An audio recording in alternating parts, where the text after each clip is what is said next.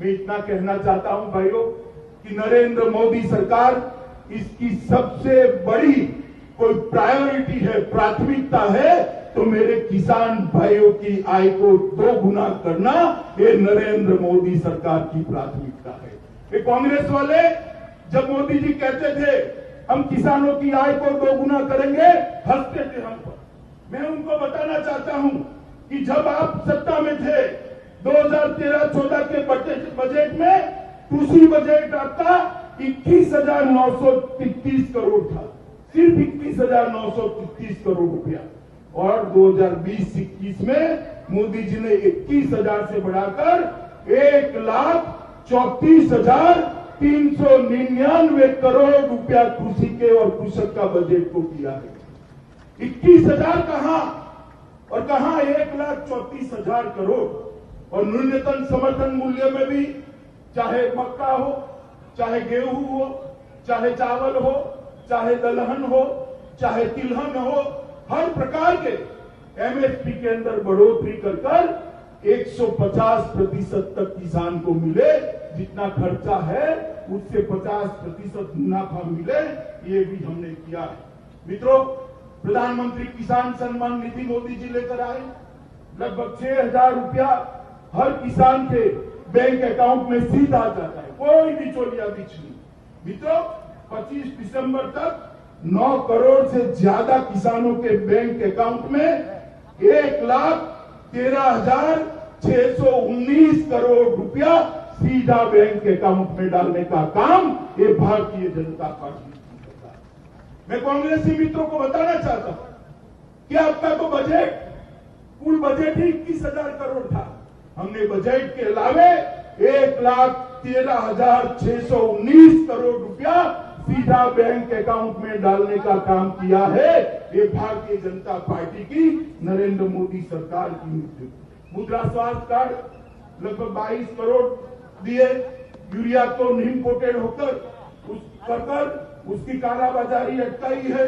प्रधानमंत्री कृषि सूक्ष्म सिंचाई योजना के तहत 50 लाख हेक्टेयर को सूक्ष्म सिंचाई ड्रिप और स्प्रिंकलर से समावेश किया गया है। प्रधानमंत्री फसल बीमा योजना लगभग 5 वर्ष पूर्ण हुए हैं।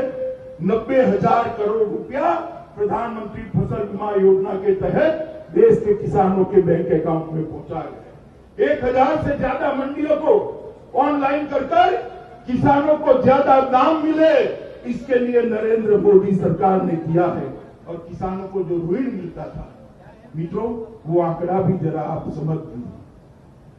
पहले कांग्रेस सरकार थी तब किसानों को 6 लाख करोड़ ऋण देती थी। कितना देती थी भाई बताओ जरा, मैं अकेला बोल रहा हूं। कितना देती थी?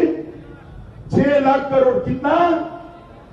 नरेंद्र मोदी जी ने 6 लाख करोड़ से बढ़ाकर 13,92,000 करोड़ रुपया किसानों को ऋण देने की शुरुआत की है। वही बताता है कि मोदी सरकार किसानों के लिए कितना करते हैं। 10,000 से ज्यादा फार्मर प्रोड्यूस ऑर्गेनाइजेशन बनाए और इसके लिए 7,000 करोड़ का प्रावधान किया।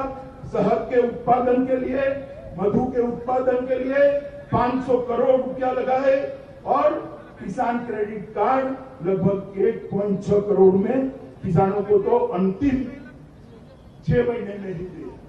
मित्रों, ढेर सारे काम भारतीय जनता पार्टी की नरेंद्र मोदी सरकार ने किया।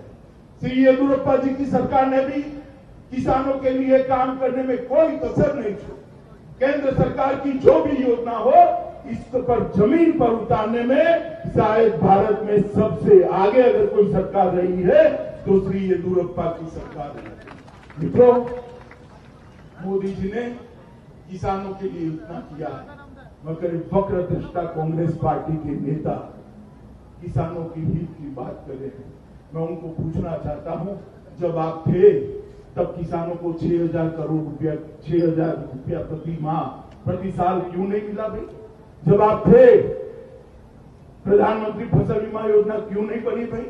जब आप थे इथेनॉल की पॉलिसी में परिवर्तन क्यों नहीं आया? जब आप थे तब बजट क्यों इतना छोटा था?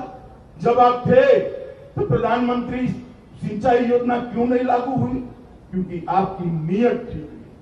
नरेंद्र मोदी सरकार साच अर्थ में किसानों को समर्पित सरकार है और 3 नए जो अध्यादेश और कानून लेकर मोदी सरकार आई है।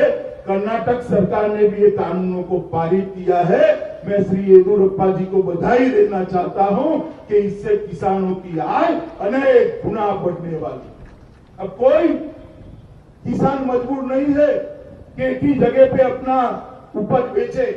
अपने क्रॉप को वो ग्लोबल और पूरे भारतवर्ष के मार्केट में बेच सकता है। मोदी जी ने ढेर सारे और भी काम किए, औद्योगिक विकास से लेकर इरिगेशन से लेकर और देश की सुरक्षा को सुनिश्चित करने। और मैं आपको बताना चाहता हूं मित्रों, कश्मीर के अंदर धारा 370 और 35 है। 70 साल से किसी की हिम्मत नहीं लगती थी कश्मीर में धारा 370 हटाने की। आपने मोदी जी को प्रधानमंत्री बनाया। 5 अगस्त 2019 को मोदी जी ने कश्मीर से धारा 370 और 35 को समाप्त कर कश्मीर को हमेशा के लिए भारत के साथ जोड़ने का काम कर दिया है। और आज वहां पर चुनाव भी हो चुके, खून का एक कतरा बहाए बगैर चुनाव हुए हैं और कश्मीर हमेशा के लिए हमारा होगा। मोदी जी ने ढेर सारे काम किए हैं। मैं आज बागलकोट की पावन धरती पर आप लोगों के बीच में आया हूं, तब मैं भाई मुकेश निरानी को तो शुभकामनाएं देता भी हूं, मगर आप सबसे ये भी कहने आया हूं कि आपका आशीर्वाद भारतीय जनता पार्टी पर, हमारे नेता और देश के प्रधानमंत्री नरेंद्र मोदी पर जिस प्रकार से बना है उसी प्रकार का बना रहे और मोदी जी के नेतृत्व में हम आत्मनिर्भर भारत की रचना करने की दिशा में आगे बढ़े। यही बात कर मेरी बात को समाप्त करता हूं। मेरे साथ फिर से एक बार दोनों हाथ उठाइए और आत्मनिर्भर भारत के निर्णय का संकल्प का मुट्ठी दीजिए और प्रचंड आवाज से बोलिए भारत